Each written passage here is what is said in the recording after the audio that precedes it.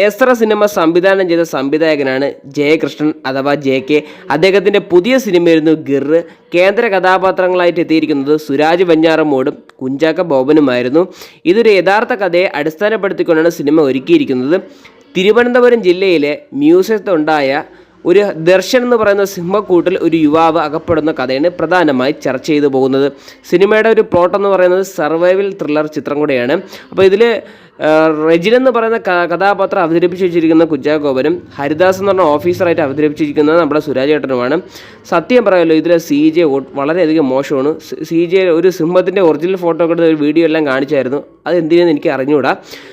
ആകപ്പാടെ കണ്ടിരിക്കാൻ പറ്റിയ പോസിറ്റീവ് എന്ന് പറയുന്നത് ആ സുരാജ് ഏട്ടനും കുഞ്ചാക്കോ ബോബനും തമ്മിലുള്ള ആ കോമ്പിനേഷനാണ്. അതാണ് സിനിമ പിടിച്ചു നിർത്തിയിട്ടുള്ളത്. ബാക്കി എല്ലായിടത്തും നോക്കിയാലും സിനിമ വളരെ മോശമാണ്. കുറച്ച് കാര്യത്തെ വലിച്ചു നീട്ടിയ ഒരു അനുഭവമാണ് ഈ സിനിമയിൽ നിന്ന് എനിക്കുണ്ടായത്. ഒരു തവണയൊക്കെ കണ്ടിരിക്കാൻ പറ്റിയ ഒരു സിനിമയാണ് ഗിർ.